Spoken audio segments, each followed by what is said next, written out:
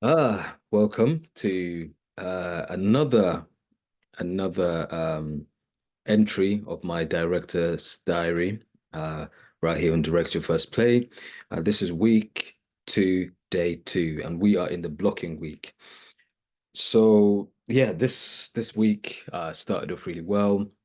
Today in particular, day two, we fully moved into the new rehearsal space.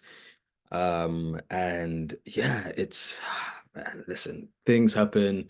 Again, there's been a kind of a creative that had to take some time out because directing a play is not easy.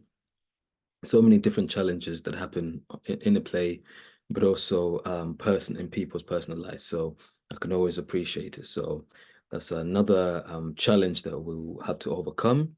And I'll be talking more about how to kind of overcome that and just to give you the real of really what happens. So um, we started the day with in the 10 to 10:30. We did a kind of cast. We did their own personal time, whether it's movement or getting ready. And really, that's an opportunity for me to not panic and be stressed because I know people are running late, people trying to find the venue. So 10 to 10:30, that's a window of opportunity for people to arrive at the time they're able to get there. And then from 10:30, we had a voice and dialect session, and this lasted for 2 hours. And that I kind of dipped in and out, and but was also using this as an opportunity to catch up with the writer as well on some further dramaturgical things. So this was a very interesting process because there was a moment where I really wanted to voice something to the writer, and I realized that there was potential kind of maybe friction that might happen. So I did find myself kind of finding a way to well, effectively avoid this conflict, and we came to a possible compromise. So compromising is something that you need to do as a director. Sometimes you may stand on something, and I think if you fight for it, then and you feel it's worth it, then you should fight for it. So from 10:30 to 12:30, they were in their voice and dialect work session. And what you want to do is you want to kind of sit in and make sure we're entering the right direction. We're going towards the right direction. But also the night before, I would argue that you try to or you definitely make sure you speak and call the creative that's coming in. So you can, brief them and let them know your expectations so they know what they're working on. So that was great that I was able to do that. And it helped that I've worked with this voice and dialect coach before. Um, so they did that. We lost, as in we were losing an actor. They had a prior engagement. So from about 2 o'clock, we moved on to blocking, starting to block another scene. And the way I was able to balance that and make that work is, luckily for us, is the sessions that, or the sections that needed blocking favored two other actors. So we were able to just work on those, and then tomorrow we'll be able to integrate that actor in. So that's something you should think of doing.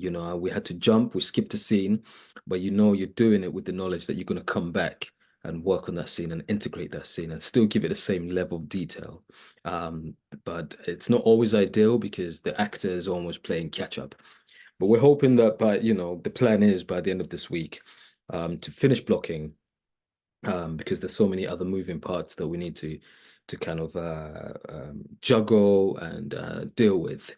And that's what happens. We have to be honest. This process is not just rehearsing, rehearsing, rehearsing. Marketing people want to come in and do interviews, voice and dialect, and we had to redo a photo shoot, that kind of thing. So you need to be ready for that. I was speaking to a fellow creative, and I was a little bit frustrated that my lunch time was having to be pushed forward or pushed back a little bit for the benefit of another member of the team. And they made the argument that no, that happens all the time, but I would like to posit that um, there should be something very there should be a sanctity of the rehearsal process, right? The actors should be at the center of this, and they need consistency. And I think the constant reshuffling of things can sometimes be a bit of a challenge. I'd like to think if this is in the West End, of course, there is that level of consistency that you try to deal with if you're working. You have to work around the big actor, so that big actor might end up saying, "Listen, I can't do those hours because I'm doing this." And you have to deal with it. So there is a shift in schedule, but I want us to kind of work towards kind of creating this very this respect for the rehearsal and rehearsal process. But that's what we're dealing with, and I'll definitely advise that you're ready for that reshuffling of your schedule. So we did that, in the afternoon. We moved into blocking those sections. The actors, what I do, I have a very simple process. I don't try to reinvent the wheel or reinvent the wheel. So I just we sit at the table. I call it pre-blocking table work. So we sit down, we read through the play, we go through the facts and questions. We discuss in detail certain things, certain questions, so that they get ready to engage with their character. They start thinking actively. Some Katie Mitchell will call it those kind of immediate circumstances. You're dealing also with the relationship of the characters, but I feel like this is ever evolving. It's not the end, it's just the beginning. So I had to kind of adapt the process a little bit when we got up so that we what I like doing sometimes is to have a skeleton blocking, but as I discussed before, but this time around I saw the actors doing some good work and I really wanted us to maybe start cementing certain things because of how fragmented the process is, so that we can really get to at least early days uh, almost comfortable blocking, so that by next week, when we're revisiting, this is in their body. We start talking strongly around objectives and intentions and tactics and obstacles to elevate the scenes. And now they understand where they need to be, what they need to be doing. So it's like, why are they doing this? Why did you move there? Why not stay there this time? I know we talked about that last time. So start thinking about that choreography, and you really want that skeleton blocking to be finessed and finalized for this first week. So that's what we've been doing. We went all the way till 6 p.m. And I always get the actors when we're kind of blocking, is we do that, they do their free blocking, right? Call it free blocking. I took this from Monique Tuco. And after the free blocking, I asked them, so how was that? Lead with questions, right? How was that? Yeah, I feel like there were certain moments I needed to maybe be more intentional with what I was doing and where I was going. Okay, cool, cool, cool. All right. Well, let's try that again. And this time round, this is where I adapted my process. So I would have done this next week. But actually, this time around, I started to think about um, stopping and starting. So, okay, cool. Let's get specific. And this new actor actually that we needed to add to the scene, I give them an orientation of what is the actual setting. We're in a church. What do we do? Where is the graveyard? Where is this? Where is that? So, being very kind of specific. So, what have you walked into the scene with? So start breaking that apart, and they can build a picture of where they are. So we worked on that, stopped and started thinking about some kind of stage pictures and stage imagery and compositions, and that relates to, you want to make sure that people are balancing the space, or there's some sort of depth.